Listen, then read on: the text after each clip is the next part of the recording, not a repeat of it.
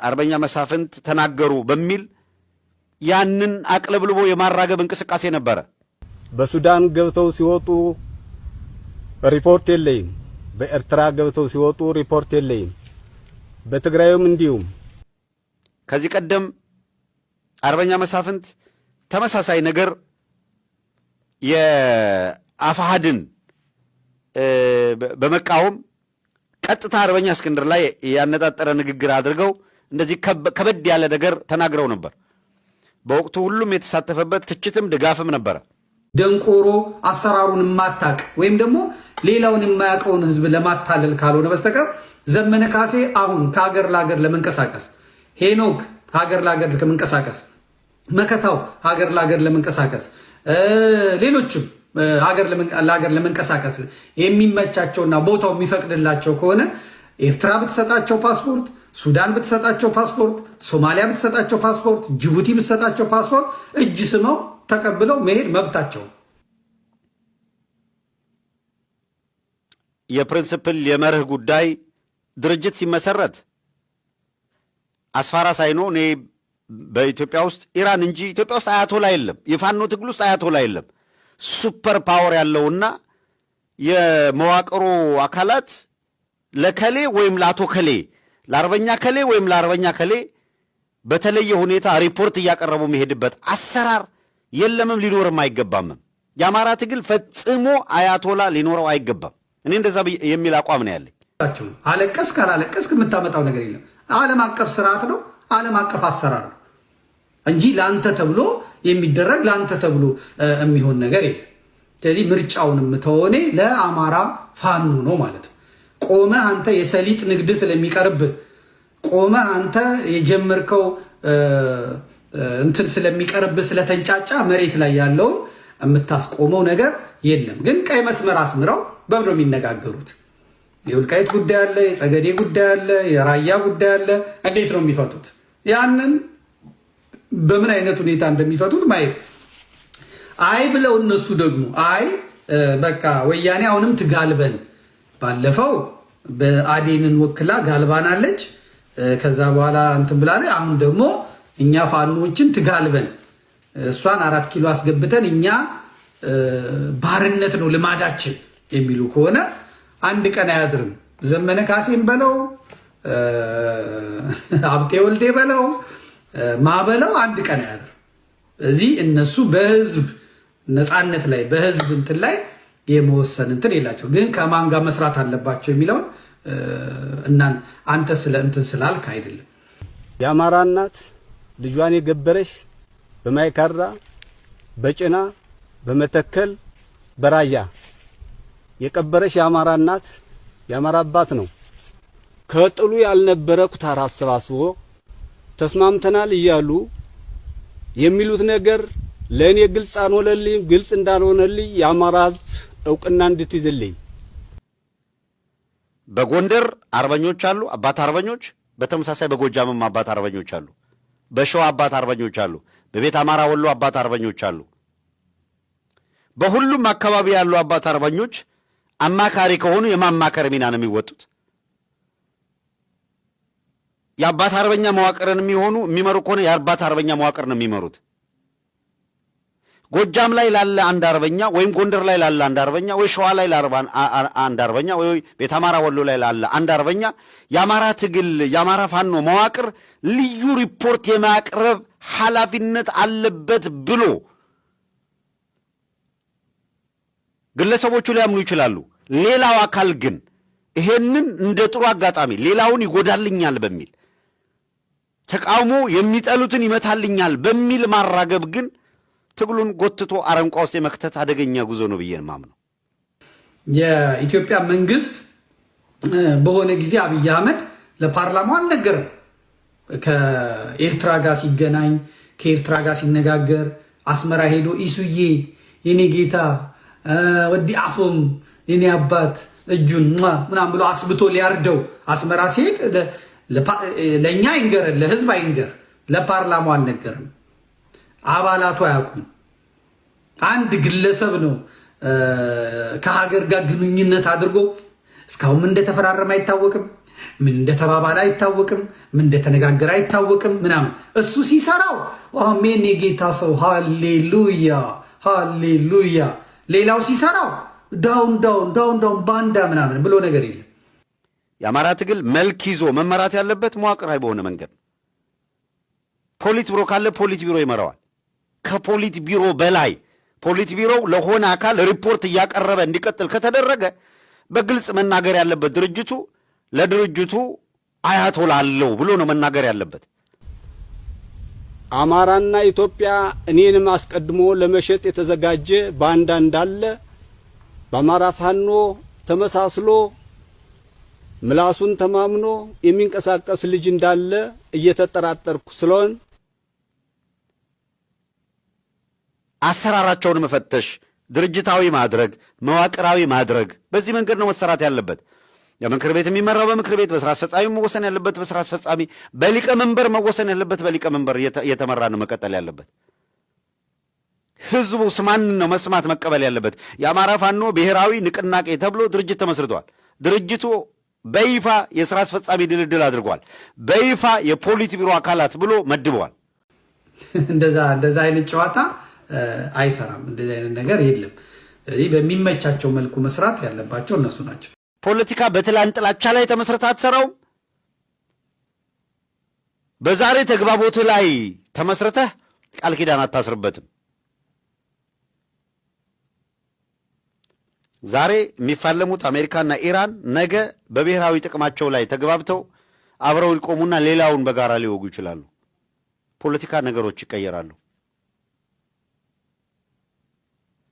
የጋሽ መሳፍንት እኛ እናከብራቸዋለን፣ ትልቅ አባት ናቸው። ግን ሲሳሳቱ የራሱ ፖለቲካ እንደማይችሉ እኮ የምታውቂው ሰውየው የስድባቸው ጋጠወጥነት ነው። ባይዘ 27 ዓመት ማዕቀብ የተጣለበት የኤርትራ መንግስት የተባበሩት መንግስታት ጉባኤ ለማዘጋጀት ምክትል ሊቀመንበር ሆነው ተመረጡ ሲባል አሜሪካ፣ ራሻ፣ ቻይና፣ ፈረንሳይ፣ እንግሊዝ በተመሳሳይ ሁሉ እጅ አውጥተው አዎ ኤርትራ ምክትል ሊቀመንበር መሆን አለባት ሲሉ ምንድን ነው የሚገባ?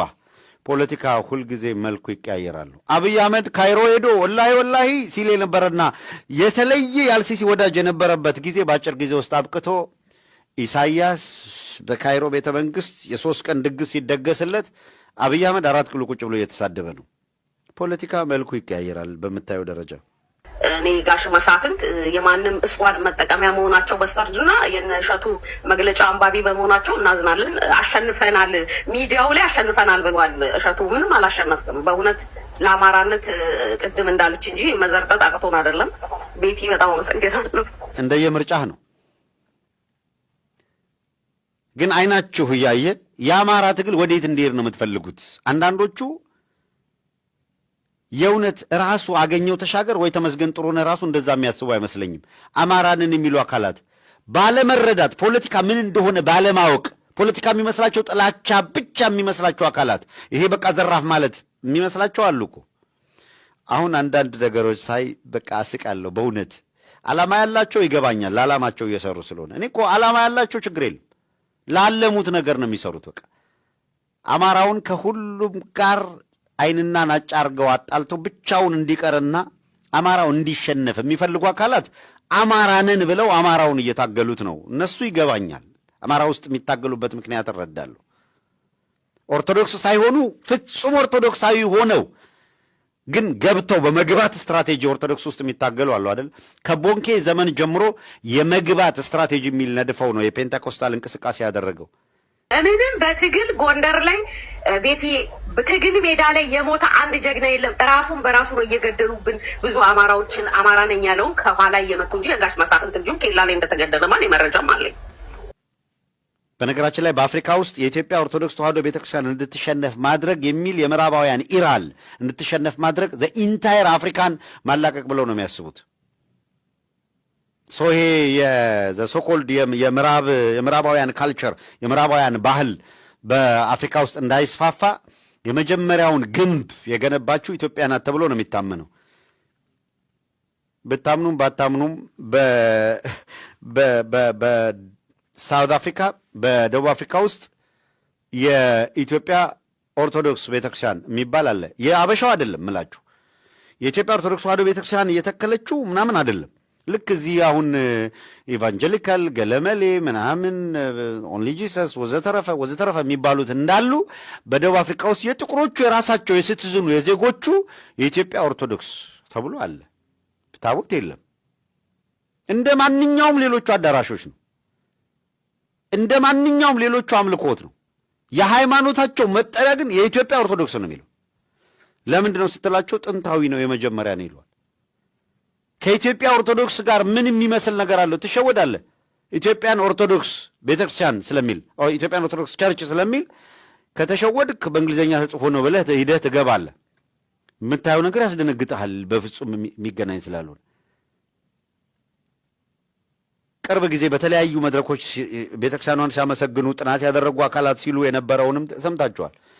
የኢትዮጵያ ኦርቶዶክስ ተዋሕዶ ቤተክርስቲያን ጥንታዊነትን በተመለከተ ፋይቭ ኦሪየንታልስ ከሚባሉት አይደለች አንዱ አይደለች ኢትዮጵያ ኦርቶዶክስ። ኦርቶዶክስ ማለት ቀጥተኛ ማለት ነው። ከአርዮስ ትምህርት በኋላ መከፈል እንዳይመጣ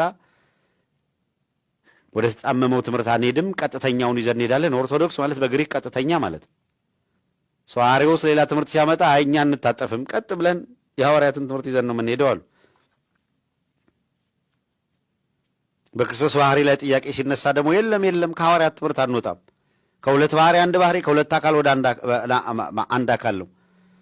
ያልተደባለቀ ያልተቀላቀለ ኢትዮጵያ የምትባል ሀገር የቆየችው እንዲሁ ዝም ብሎ የሆነ ኢትዮጵያ ስለተፈለገች አይደለም። ዓለም የሚረዳት ዓለም የወቃት ስለተባለ ብቻ አይደለም ነው። ዓለም እንዲያውቃት የሚያስገድድ እንዲያጠናት የሚያስገድድ ነገር ስላላት ነው። ዛሬ ለአማራ ሕዝብ የሚዋደቀን ምሁር የሚፋለጥን ጀግና ሊስትሮ ብለው ከመጣ እኛ ደግሞ ሊስትሮ ምን አላት አይደል? ቀላል ናት አይደል? ሊስትሮ ከፍ ብለን ከዛ እንሄዳለን። ከፍ ብለን ማለት ነው። ጌታዬ በመሀል እነግርሃለሁ ብያለሁ አይደል? አማራ ያለ የለም ያልከው ሰውዬ አማራን የዓለም ዩኒቨርሲቲዎች በየዩኒቨርሲቲያቸው እያጠኑት ነው። ሚኒሊክ የሚባል ጥቁር ሰው እንዴት በዚያ ዘመን እንዴት እንዲህ ሊል ቻለ ተብሎ ዓለም እያጠናው ነው።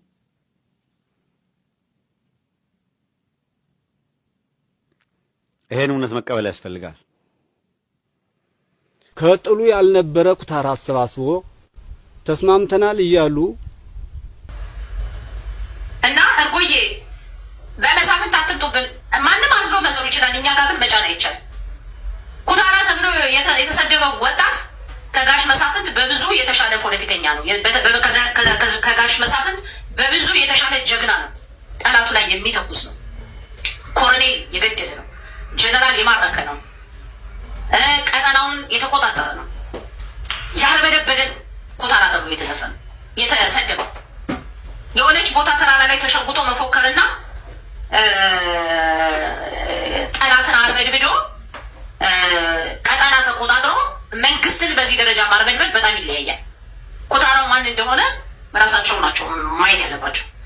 በዚህ ደረጃ ህዝባችንና አመራሮቻችን ኩታራ ተብሎ ሲሰደቡ ዝም የምንልበት ዘመን ሞቶ ተቀብሯል። ይሄ እንዲሆን የመከሯቸው እነሸቱ ገጠሬ ናቸው። እነሸቱ ገጠሬን የመሰለ ኩታራ አቅፎ ጀግና ወንድሞቻችንን ኩታራ ብሎ የሚዘፍን ምንድን ነው የሚሰድብ ፋኖ እንበላቸው ምን በላቸው አይዶ ነው። ፋኖ መሆን በለቀና ፋኖ ናቸው እንዴ? ጋሽ መሳፍንት ፋኖ ናቸው ወይስ ምንድን ናቸው? እኔ አላውቅም። የምታውቁ ካላችሁ ማለት ነው። እኔ በሲምፕሊ ይሄን ታላቅ ህዝብ እቺ ታላቅ አገር በምስራቅ አፍሪካ ቀጠና ኦህዴድ የሚባል የፖለቲካ እንጭጭ ለበቆሎ ሰብል ነው አይደለ? እንጭጭ ነገር መተው ነው። እንጭጭ እኮ ያው ለምንም አይሆንም አይደል? ፈልፍለህ አትቆላው፣ ቀቅለህ አትግጠው። እንጭጭ እንጭጭ ነው፣ መብሰል አለበት። በቆሎ አልሆነም ገና እንጭጭ ነው ራሱ ስሙ። በዚችን ይህን ያህል በገዘፈች ሀገር ላይ እንጭጮች ተቀመጡና ፖለቲካው ምስቅልቅል ጠፋ። ምስቅልቅሉ እነዚህ እንጭጮች እንዴት የሚያስቆጨው እኮ ነው። እንዴት በእኛ አባቶች እንዴት በዚህ ከዛ ህዝብ ተገኝተናል ብለን እንዴት እነሱ መጫወቻ ያደርጉናል የሚያሰኘው እሱ ነው። መቀለጃ እንዴት በልጠው ስማርታውት አድርገው ቢሆን ኑሮ አንድ ነገር ነው። ይመጣልህና በኢትዮጵያ ምናምን ውስጥ አዎ በሐሳብ ይሆናል እንዴ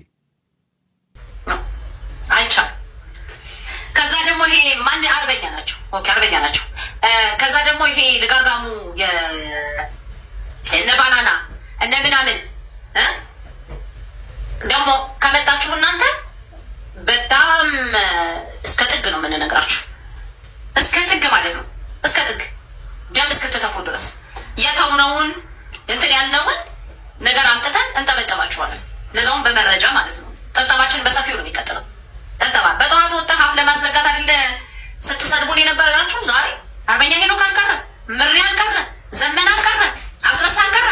እንዴ ለነገሩ እናንተ ምሁር አትወድም። ምሁር ስለማትወዱ ማለት ነው። ያቺ ቀለለ ምትባል የጋሽ መሳፍንት ላይ ወይ ወይ ወይ ሰው ቢጠፋ ይመለመላል ጎባጣ ይላል ያገሬ ሰው አያማራ። እስቲ አሁን እንነጋገርና ብሔርተኝነት ለኢትዮጵያ አልጠቀማትም። አዎ ብሔርተኝነት መሸነፍ አለበት ስላልክ ስላወጅክ ነው ወይ ብሔርተኝነት የሚሸነፈው ነው ጥያቄ። አማራ አንገቱ ቀና ያደረገ ስልጠን ያለ ጋዜጠኛ ሴት ግን የለውም። እናንተዬ ግን ለምንድን ነው አማራ ስልጠን ያለ ጋዜጠኛ ምናምን እንደዚህ አሁን እንደምናያቸው ኢቢኤስ ቲቪ ምናምን ላይ እንደምናያቸው አይነት መዓዛ አለች። አንዳለችን ማዚ ያለች ይለካ አይደለ ጋይስ የለን ማለት